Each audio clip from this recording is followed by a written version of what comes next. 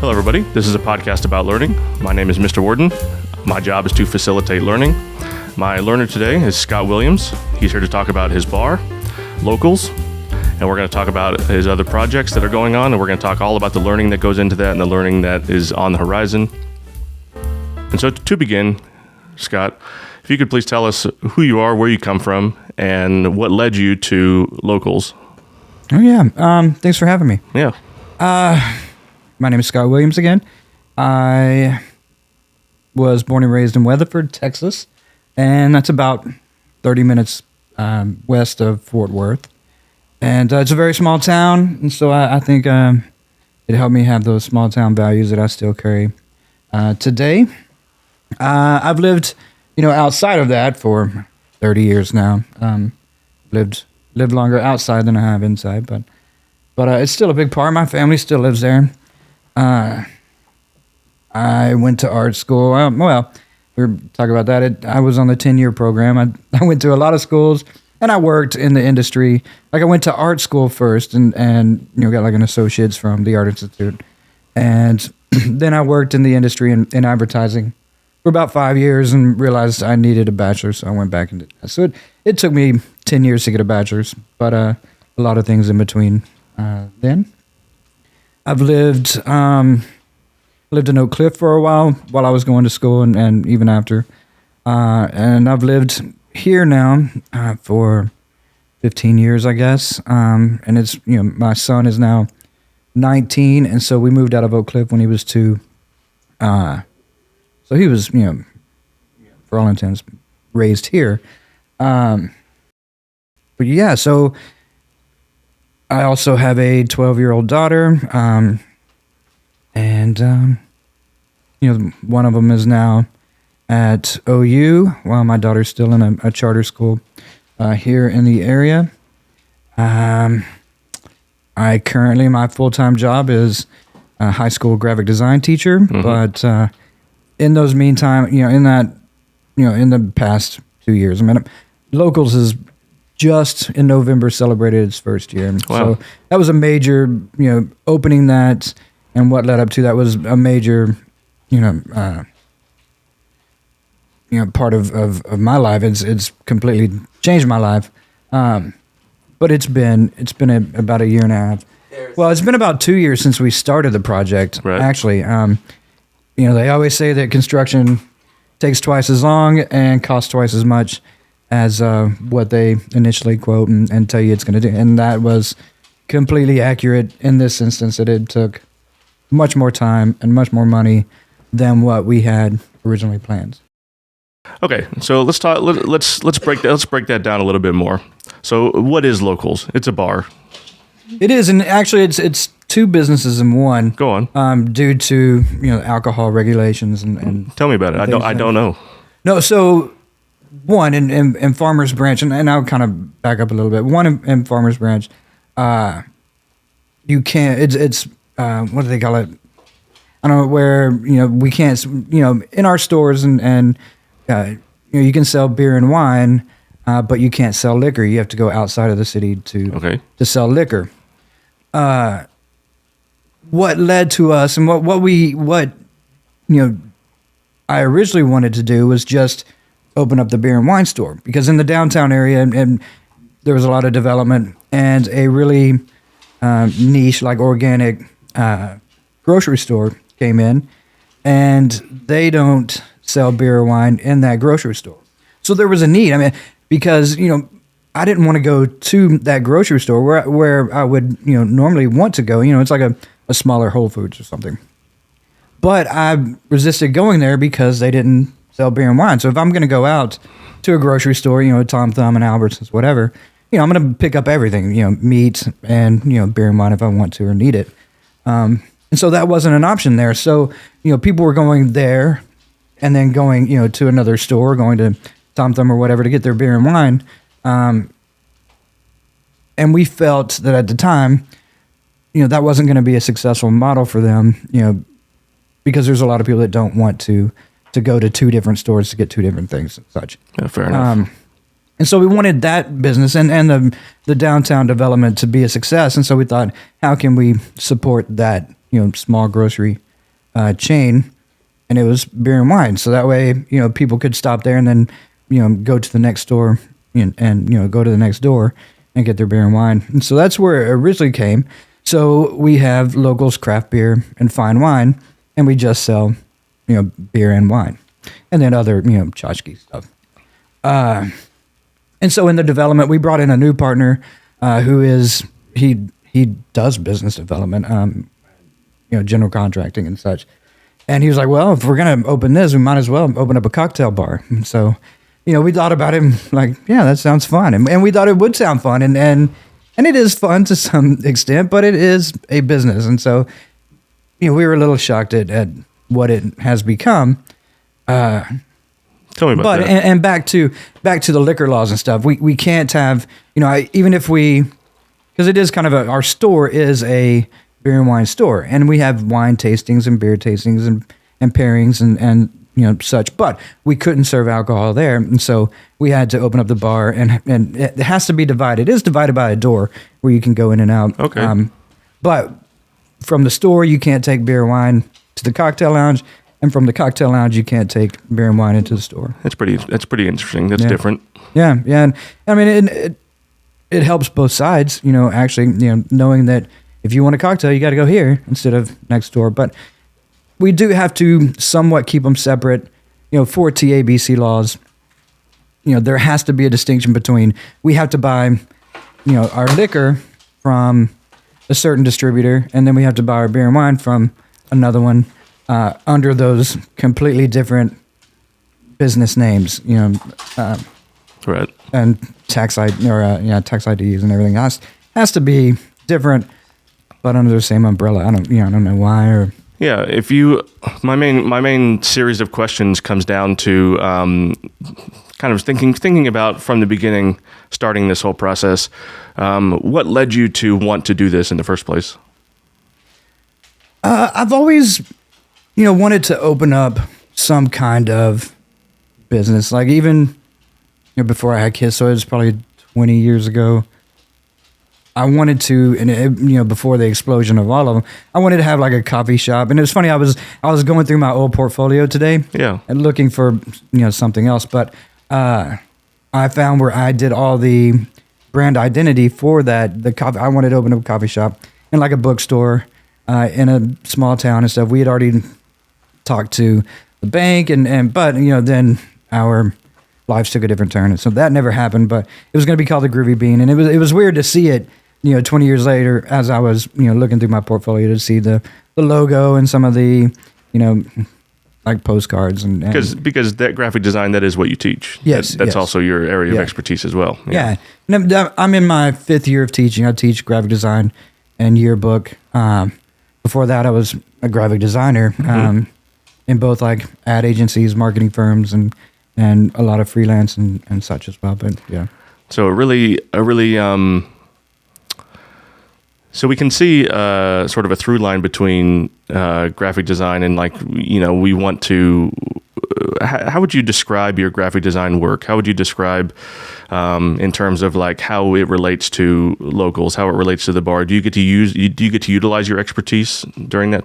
Yeah, I mean, because I do a lot of the marketing type material, all the brand identity, and that's what interested me as a designer, as an artist, is opening up a business, but also all the collateral that you need, all the brand identity, advertising, marketing for that business. And so when I start thinking about what kind of business I want to open or be a part of, it's always going to come down first and foremost what kind of name and what kind of logo I can create, because what kind of name it is, like Locals. I mean that pushes we are a small town. Yeah, I think so.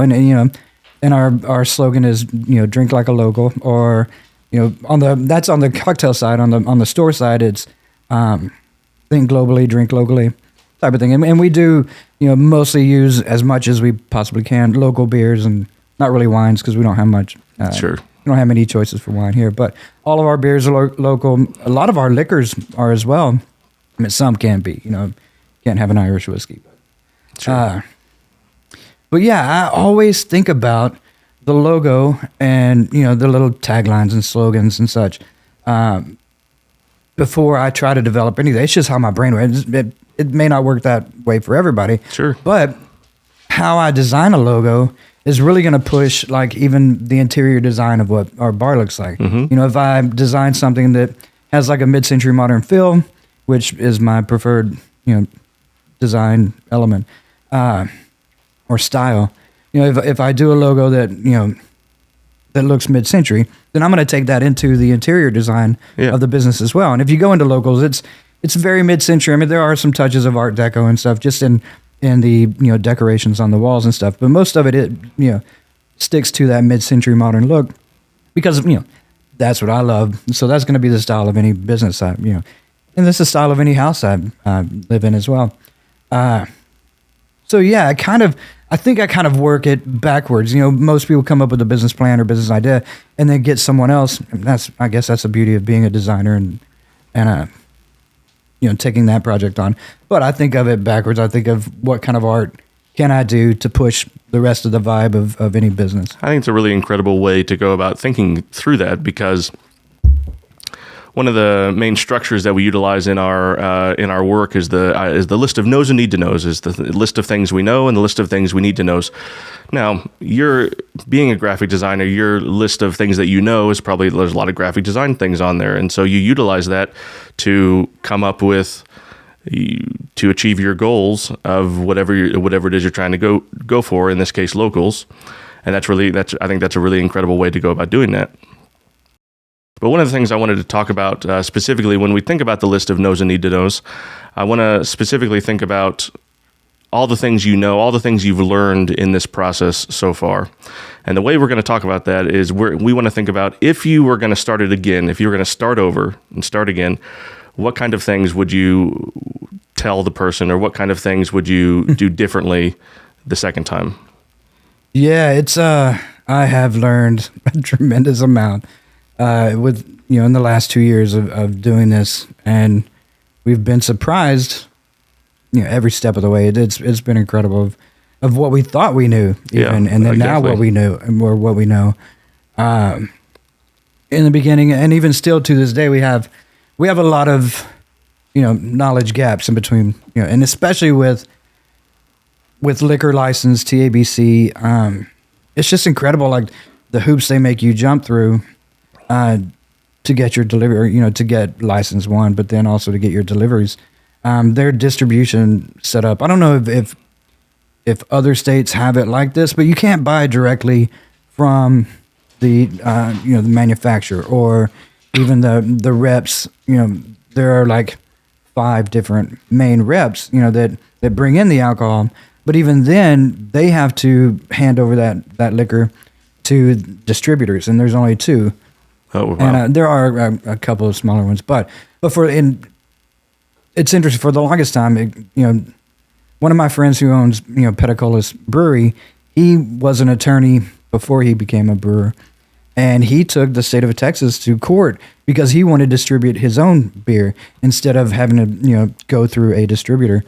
So he was actually really successful, and a lot of today's craft beer companies owe some fealty to him because they can now distribute their beer. Oh, that's awesome. Themselves, instead of going through an Andrews or a Specs. So that was side note. How I got off on that. No, but that's good learning. Yeah, I mean, yeah, and it's incredible. It's incredible that because I have to. I didn't know any of that stuff. Yeah, so that's great stuff. Yeah, we have to pay a middleman, and craft beer can now skip that middleman. Yeah, but liquor cannot. So, and it has to be labeled with TABC, regulators and such. So, that has been a huge learning curve, and even taking out liquor, beer, and wine, just starting out, whether it's any kind of business, a retail, a restaurant, a bookstore, things, those type of things, which, my 2 partners and I, we're one, manages a dental practice. I'm a teacher. One is a business developer or a land developer. And so this was our first foray into any kind of retail or, service industry. I mean, I say that it's not our first foray into that. I mean, I was a bartender and I waited tables for 10 years during high school and during college and stuff. So we have that kind of industry experience, but nothing from that business, management or ownership side of it. And even down to, I think what I've learned most, and it may not be true, but what I see that I've learned most is the relationship between a business and the city government. Okay. So in the beginning of our business, we submitted our business plans and our, CAD drawings and stuff. I'm not sure what right now, but we submitted all of that to the city. They approved all of our plans, and we thought we were ready to go. And so we were going to serve some light food and not really cook anything there, but serve sandwiches that we even brought in, and desserts and charcuterie boards and things of that nature. But the week before we were about to open, and we had bought all the food, we had refrigerators stocked and all this stuff.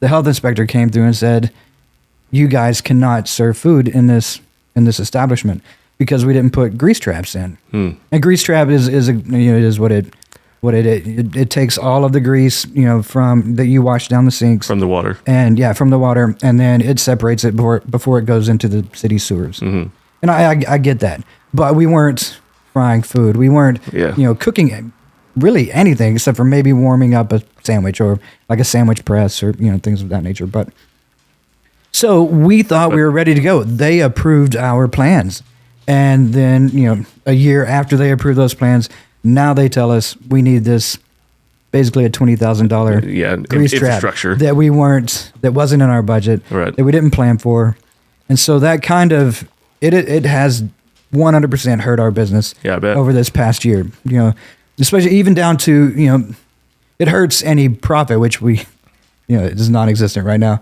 but it hurt that for us, and it also hurt it. What I hate most is for our servers. We have bartenders, we have store employees that we do pay them far greater than what they would make at any other bar, right? But their tips aren't there because 15-20% of a cocktail at $12 cocktail is much different than 15 to 20% on a cocktail and a sandwich and maybe a dessert. And so I think it really does affect our employees, even more so. We realized that we weren't going to make any profit for, a year, 2 years, whatever it is. But I find that it's hard to bring in, staff that want to stay there, want to work long term, because right now, and it's all about to change, but right now, okay, that though their tickets aren't large enough to make, a high profit, make a living as a bartender, right? They could go and to a Outback Steakhouse as a bartender and probably right now do okay, make more money than what they would with us. I think Locals is more of a high class bar, and so maybe and I doubt that too, that our clientele is any more high class. That's not really true, but I do know other bartenders who complain about their clientele at right, their establishment, and ours is pretty good. We have some good people that come in regularly and see it. So, but that, and back to the food and such, that was a complete shocker and complete ruined our first year of what we thought was our revenue. Yeah, what we expected and what we projected our revenue to be. I don't really get into numbers as much as my two partners would. I'm an artist, not a mathematician. Yeah, right. And so that's a little, but they know those numbers. They know how they can project it, how many seats we have, what an average check would be. And that completely wiped that out. We were planning on an average check of, I'm making up a number, but $30 instead of, on a food and a drink and a dessert or whatever, instead of a, $12. So it's cut revenues, and I would say more than half. That's huge. But yeah, it is huge. It's huge for every aspect of that business. And now we are finally in a position where we can afford to sink another 20 grand. And like I said, they say construction is always, double the time and double the money. And so we were we were out of money pretty much. And so for them to come back and say, no, you can't do this part of your business, or you're going to have to, wait a little longer, was painful. And so we couldn't at that time just, sink another 20 grand. It just wasn't possible. And Yeah. so, but now we're finally a year and almost a half in. They're starting construction. You know, they have to tear up a parking lot and tear out part of our plumbing as well. And so they say that we won't be down. You know, we're not really open on Sundays. Sometimes I go in and open it up if there's a Cowboy game or something. But we're not really open on Sundays and Mondays, so they're going to try to do it all. And they have to tear up a huge chunk of the parking lot to drop that, you know, grease tank in, and then you have to redo plumbing to reroute it into that grease tank. And so we're finally going to get that. So I'm excited to see how that does alter our checks. Yeah, you know? I bet. Or and you know, revenue because of those checks, but and also what kind of effect that'll have on our employees. You know, how much, you know, additional money they can make every night, that's pretty exciting for me. And you know, and even because even going back to the grease trap and stuff, we can't even make pina coladas. Okay. You know, technically, Pineapples. because no, it's the coconut oil Okay. that goes into Coco Lopez. What was the other thing that on the pina colada? It was something else. Oh well, and no, I'm going back now.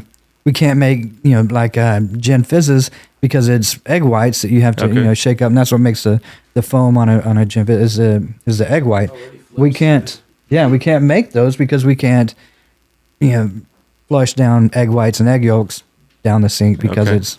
And I get it. I mean, I think I used to have a friend that his company made, you know, little hockey-sized puck, you know, biochemicals that you drop down into, you know, the sewer system, and it's a biochemicals that are living organisms that eat out that fog is what it's referred to. And I think it's super interesting. It has nothing to do with me, but by knowing him, I know a lot more. I've learned a lot more about fog, which is fats, oils, and greases. I've learned a lot that I will never use in any other, probably didn't want to learn. setting. Yeah. But it's amazing, you know, like I've seen pictures of like the London sewer systems where they're, you know, I'm again making up numbers. They're 8-foot tunnels, but because of years and years and years and hundreds of years of fog, of fats, oils, and greases, now their sewer systems are, you know, 3 feet in diameter instead of 8 feet in diameter, just because of and they call it Fogberg or Fatberg. Fatberg. Yeah. It's amazing. And so I do get it. I get that, you know, every time I flush a pina colada down the drains, it's going to add to those fatbergs and such. So, but we weren't expecting it. Yeah, it's still a bummer. We still weren't expecting it, and it still has definitely hurt our business. So that's your biggest next step right now, I imagine, is getting that taken care of. Absolutely, and we've been waiting for it, and we've maybe prematurely started buying those because it won't take them that long to. They need a couple of days to dig up the parking lot, a day to put in the trap, and then, you know, another day to fill the parking lot back in. Okay. And it's about they'll have to take out like 2 parking lot, you know, spaces. Yeah. Okay. So it's not that big, but yeah, absolutely, that's our biggest on the horizon. Everything else is marketing, really. Yeah. And what's on the menu? For sure, charcuterie boards. One of my partners since 2 years ago, I mean, but when we were just in the planning, he's always, he travels quite a bit, and so and obviously loves cocktails and stuff. And so he goes to a lot of bars, and one of his favorite bars, they sell Tostino's pizzas that you can buy, you know, at the grocery store. And he has always wanted to do that. And we were resistant, you know, before, but we're going to serve Tostino's pizzas. Okay, for him. fair enough. I mean, among other, you know, nice charcuterie, nice, you know, sandwiches, nice desserts, and then some extra stuff. Sometimes that's what people want. Yeah, right. And so his favorite bar in New York, they sell cheese, or they don't sell them. They give out, you know, cheese balls like Cheetos Puffs. Mm-hmm. And he's always said, you know, that's his favorite bar. He loves going in. You scoop out some cheese puffs and go and have a cocktail. And we're like, that's stupid. You know, nobody wants cheese puffs. And finally, he brought some in. We got a little setup for it. And so you can come in my bar, get a cocktail, and go over and get, you know, a bowl of cheese balls and stuff. And we go through a ton of cheese balls. So that's what really, because, you know, up until then, we were like, no, we're not selling Tostino's pizza. That's stupid. But now we're like, well, he was right on the cheese balls. Maybe he'll be right on the Tostino's I think so. That sounds neat to me. It sounds fun. Yeah, I mean, we could even go all out and do Hot Pockets and whatever else. Pizza rolls and yeah. So we're gonna do that, and we'll see how that goes. But that's a little side, a gimmick to get people. But sure. I think it's gonna be. Yeah, I'm excited about it. I think it's gonna be a good menu. Very simple. We're not gonna be cooking. We're not gonna be frying anything. Is there even a kitchen in there?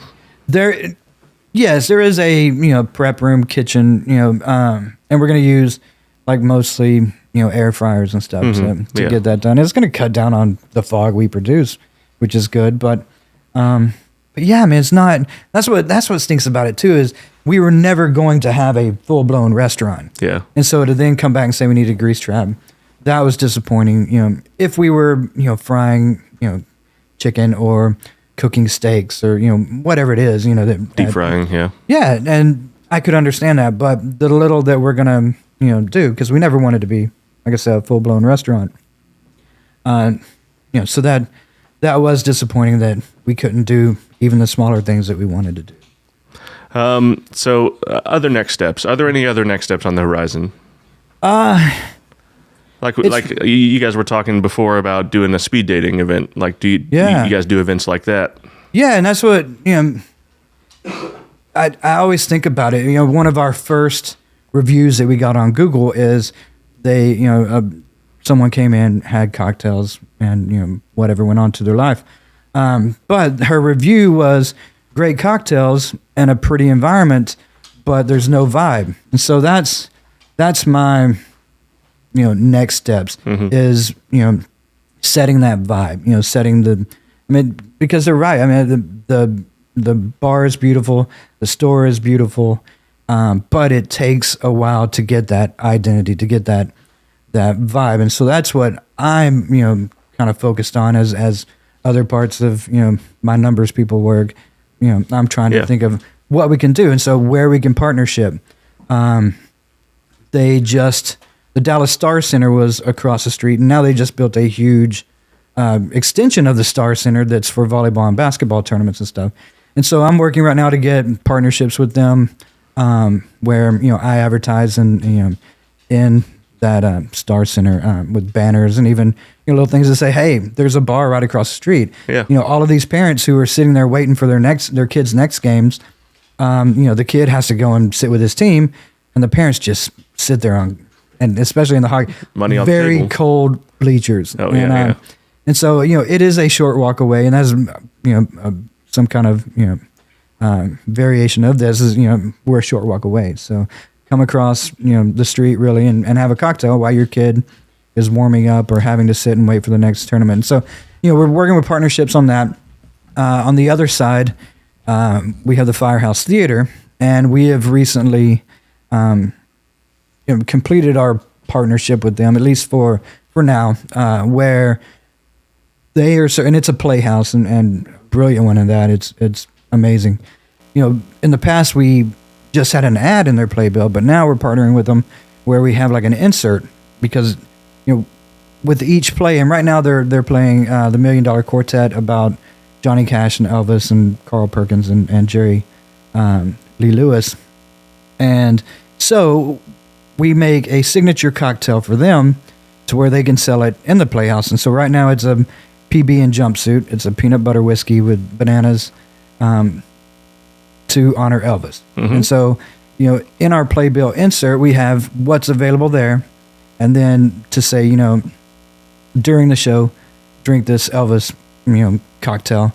But after the show, come across the street and so we've made, little cocktails honoring each of those. Carl Perkins, we have the Percolator. Johnny Cash, we have Cash Money. And for Jerry Lee Lewis, we have Balls of Fire. Yeah, exactly. I was going to say. Yeah, I was going to guess. It has to be that. It has to. And so, but, as we get there longer, we'll establish more relationships with other local businesses. And we even the restaurants around us, there's, an Asian street food restaurant. Mm-hmm. There are two really high class soul food and Italian restaurants. So we've kind of partnered with them. We try to have the same, wines that they serve. That way, if they drink a wine at night, at dinner, they can come to our store and buy that same wine, type of thing. And so it's going to take a while to get those relationships, but that's where my focus is going to be, and where most of my learning is going to. But it's also where most of my background comes into effect again. I don't design as much as I used to, or I don't market or advertise as much as I once did. But now I get to kind of throw that into the mix of what I'm doing now upon my daily task of liquor purchases and distribution and things of that nature. Absolutely. Yeah. Absolutely. So one last question before we wrap things up here. And this may be a complicated question. Who inspires you in living? Like, who inspires you to get up and do these things? Because you're doing an amazing thing. You're following. So there's something inside you that says, we got to do this thing. We got to make this thing, and it's going well. Who inspires you? I think, really the same people that inspired me when I was a little kid inspire me today as well. I mean, what I learned from, and aside from, grandparent or something like that. But really, who inspired me to become an artist, or to, Dr. Seuss, or, and to a lesser effect him. But, Bob Ross is a huge influence in my life. I mean, I credit my mother that, I really liked Bob, and he would go or my mom would go and buy me whatever art supplies I wanted. And I would sit there, he was my first art teacher. I sat there and painted right along with him. And happy I mean, the trees. lessons that he's such a kind soul, and, the lessons that he would, just ramble on about while he's sitting there painting was amazing. And so he was a major influence on me. Mr. Rogers was an amazing influence on me. My mother wasn't, and she ran a daycare for 35 years, and I had to go with her to work when, because I rode the daycare bus to school and such. But she was such an amazing teacher and such an amazing, person with her kids that she took care of. And I think that has always been in my mind, and why I'm, a good teacher, or, a decent teacher. I don't know if I'm good or not, but that's what makes me an effective teacher, is seeing her, and then seeing the artist, inspiration, Bob Ross, Mr. Rogers, who is, was such a great person. Yeah, we haven't talked much, you and me, but those are my guys too. Yeah, really. Bob Ross and Mr. Rogers are my two guys too. They are the best among us. And neither one are. Some men just want to watch the world learn. Yeah, and I feel that way. Even like Willie Nelson is probably the third of my Mount Rushmore of influences. And they're all three kind of in the same vein. They're all three very kind, very talented individuals. And so I think, I always have the three of them in the back of my head. Of course, with my, parents as well. They were both excellent parents. And so I think they inspired me to be a better parent with my kid. And, and just, treat people in general with empathy and kindness and stuff. And that's what I really want to, model my, existence on. But I strive to be as kind, and I strive to be as knowledgeable and as talented as what they were. And so, I don't always get that. I don't always live up to their high standards of who, and what they did. But that's what I strive for. That's great. That's awesome. Yeah, those are definitely on my list as well. Yeah. Excuse me. Normally this is where we'd read some emails, but we still don't have any emails. One day we'll have an email that we'll be able to read. But again, if you want to send an email that says, hey, we're working on this project and we need some inspiration, or we're stuck and we're not sure exactly where to go next, those are the kind of emails you can send to us. I'll put the email address on the bottom of the screen. Scott, thank you for joining us. Thank you for having me. Yeah, we got to see heard a lot of insights about running a bar and the challenges you face. And hopefully we'll have you back sometime in the future. We can figure out how that grease trap went, how it's gone, and we can figure out what learning has happened since then. So we'll hope to see you again. Yeah, I'm interested to see how the grease trap affects the business. Too, so yeah, absolutely. I think it'll be huge. Right. Thank you for having me. It's been a pleasure.